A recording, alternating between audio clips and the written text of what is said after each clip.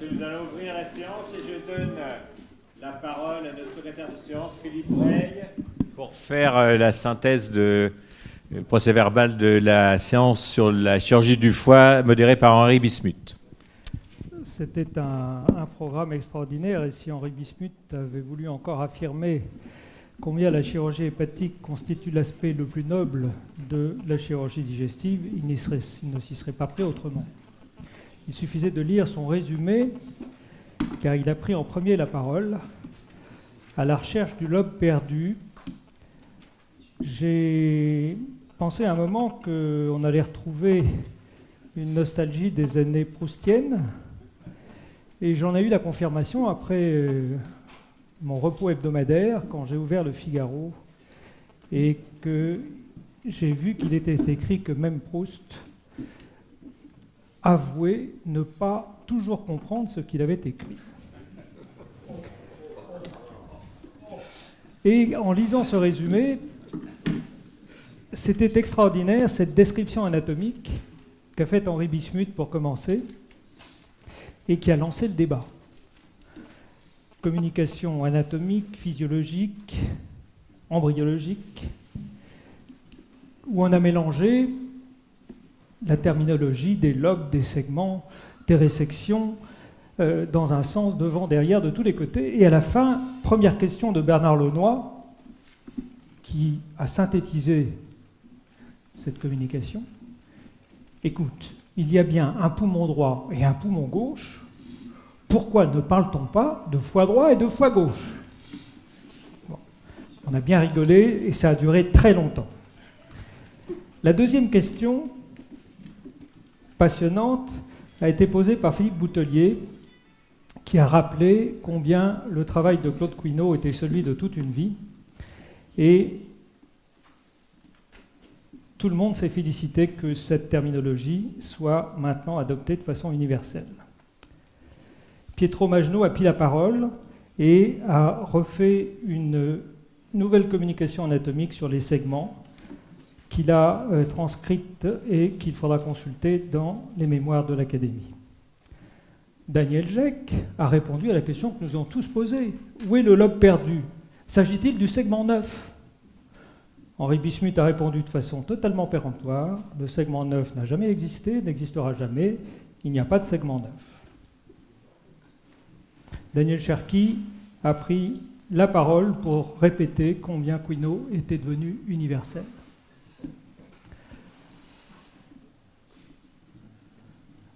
Deuxième communication, M.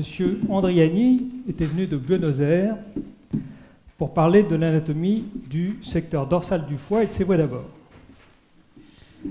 François Richard a pris la parole pour faire un parallélisme avec la chirurgie ex vivo du rein, qui n'existe quasiment plus, et tout le monde s'est accordé sur le fait que la chirurgie hépatique suivait exactement le même chemin. Henri Bismuth s'est interrogé sur le nombre de cas qu'il y avait de chirurgie hépatique ex vivo actuellement, compte tenu des mauvais résultats publiés. Dominique Franco est intervenu et a fait un rappel des bonnes pratiques de la chirurgie hépatique et s'est interrogé sur le bien fondé de la résection laparoscopique du segment 1. Henri Bismuth en a profité pour préciser que le segment 1 est un petit foie autonome. Et nous sommes revenus au lobe perdu. C'est un segment et non pas un lobe.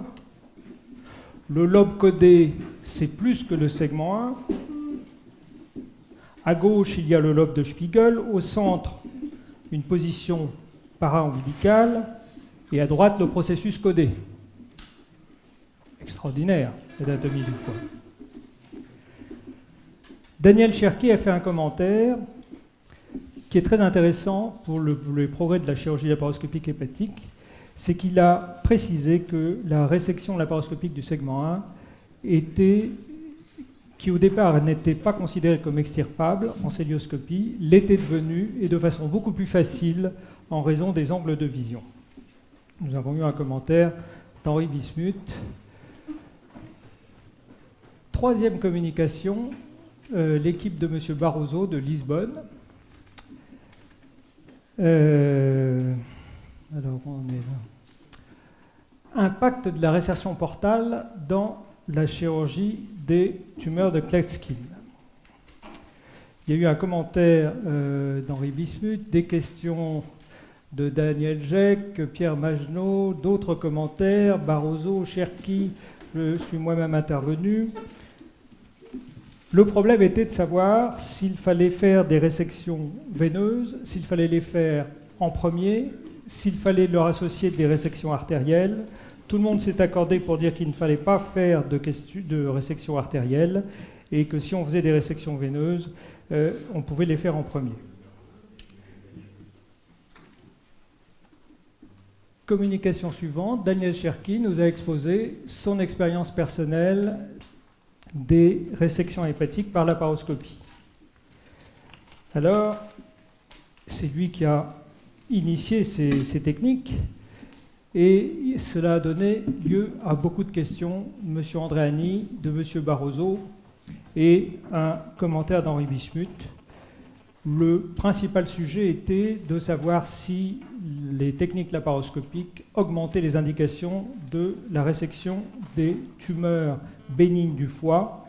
Et là encore, tout le monde s'est accordé pour le fait qu'il ne fallait pas augmenter ces indications en raison du fait que l'on pouvait les réséquer, ces tumeurs, en laparoscopie.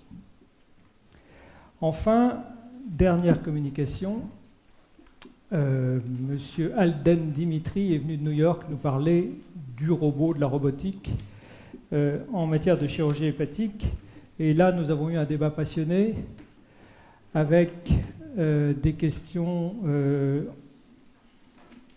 très appuyées d'Yves Chapuis, qui précisait avoir été l'un des promoteurs de la chirurgie surrénalienne laparoscopique, donc il n'avait rien contre le progrès, mais que là, il ne voyait pas l'intérêt, compte tenu de ce qui est publié et des complications, en particulier des complications anesthésiques qui sont publiées sur le robot, il ne voyait pas l'intérêt d'utiliser la robotique, ce à quoi le Christophe Vessins, qui vient du service d'urologie de la Pitié-Salpêtrière, de chez notre président, a répliqué que, au contraire, le robot n'était pas qu'une simple machine à coudre, une machine à voir, mais une machine à disséquer bien plus puissante et bien plus efficace que ce que l'on peut faire en célioscopie.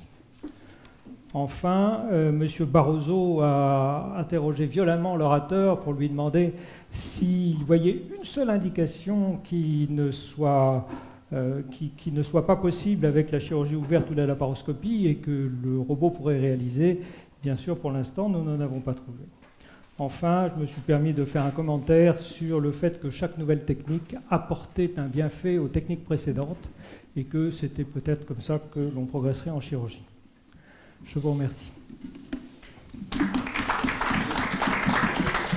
Avez-vous des remarques ou des interventions à propos de cette communication pour l'inscription au procès-verbal? Pas de remarques. Merci Philippe.